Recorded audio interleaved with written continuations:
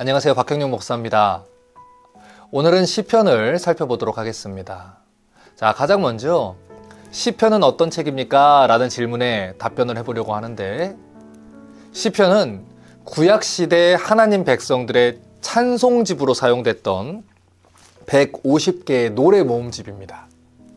이 시편의 노래들은 시와 노래의 형태를 가지고 하나님께 드려지는 기도의 내용을 담고 있어요. 창조 기록으로부터 족장시대, 신정시대, 왕정시대, 바벨론 포로시대, 포로 이후 시대까지 포함하는 이 광범위한 시대의 이야기를 다루고 있지요. 자, 그러면 이 시편의 주제와 기록 목적은 무엇일까요? 시편의 주제는 여러 가지가 있어요. 전쟁과 평화, 예배, 심판, 메시아에 대한 예언, 애가, 탄식, 찬미, 수많은 주제가 있는데 기본적으로 이 현악기의 반주에 맞춰서 노래를 부르도록 만들어진 것입니다. 쉽게 말해서 시편은 곡조가 있는 신앙 교육서예요.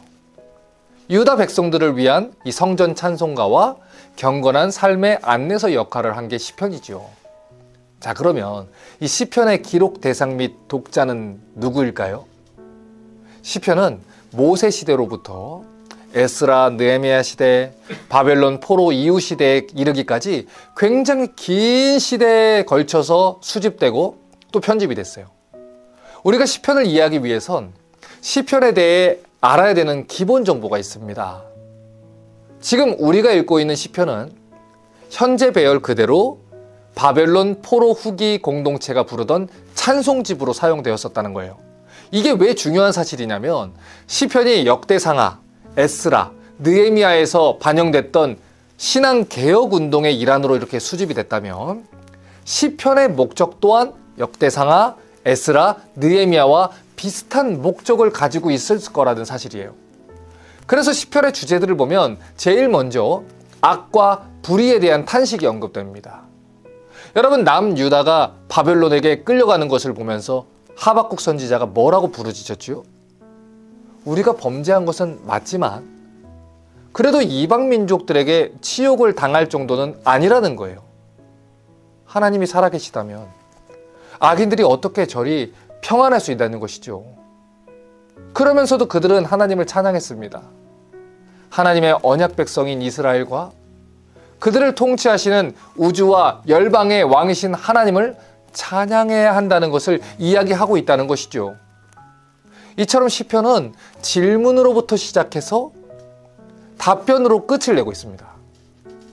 비록 세상에서는 악인이 잘 되는 것 같고 의인이 박해받는 것 같지만 하나님이 우리의 왕 되심을 믿으면 흔들릴 것이 없다라는 것을 가르쳐주고 있는 것이죠. 그래서 첫 번째 시편인 1편을 보면 복 있는 사람과 악인을 대조해서 이야기를 시작하는 거예요. 복 있는 사람은 상황이나 환경과 상관없이 하나님 말씀을 묵상하고 그분의 율법을 지키는 사람이다. 이 서론을 깔고 시편을 시작하는 것입니다. 비록 이 땅에서는 악인이 잘 되는 것처럼 보일 수 있지만 결국에는 하나님을 섬기는 의인이 잘 될 거라는 것을 전제하고 이 시편의 이야기를 시작한다는 거지요. 그리고 그 뒤에 기록되어 있는 이 시편들을 살펴보면 여러 가지 탄식하는 시들, 악인에 대한 원망, 하나님에 대한 의구심, 그 외에도 여러 가지 주제에 대한 내용이 있어요. 그러다 마지막에는 그럼에도 불구하고 하나님이 우리의 왕 되시니 걱정하지 말라, 이 찬송으로 끝난다는 것이죠.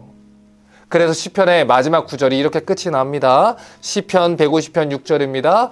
호흡이 있는 자마다 여호와를 찬양할지어다. 할렐루야. 우리의 생각과 의심과 상관없이 여호와께서는 경배받아 마땅할 분이라는 거예요.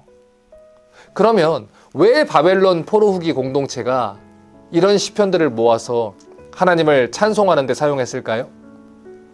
바벨론 포로기를 거치면서 이스라엘 나라가 쑥대밭이 됐어요. 성전은 파괴됐고요. 성벽은 불에 타서 사라져버렸어요.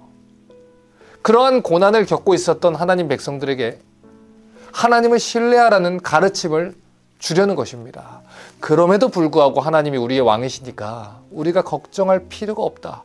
이런 신앙의 확신을 주기 위해 시편이라는 것이 기록되었다는 것이죠.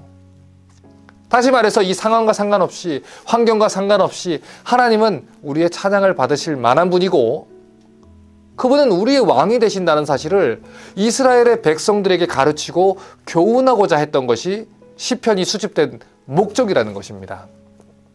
자, 그러면 이제 마지막으로 이 시편이 주는 메시지를 정리해 볼게요. 시편은 우리 성도들의 인생에 대해 큰 교훈을 주고 있어요. 우리가 인생을 살아갈 때 고통도 들어가 있고요. 탄식도 들어가 있고요. 원수 때문에 부르짖는 순간도 있고요.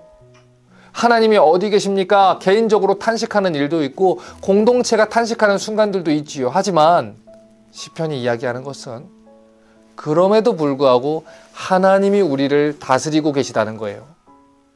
하나님이 우리의 주인이시고 거처가 되시고 피난처 되시고 요새가 되시니 하나님을 찬양하라고 하는 것이 시편의 중심 메시지라는 것이죠.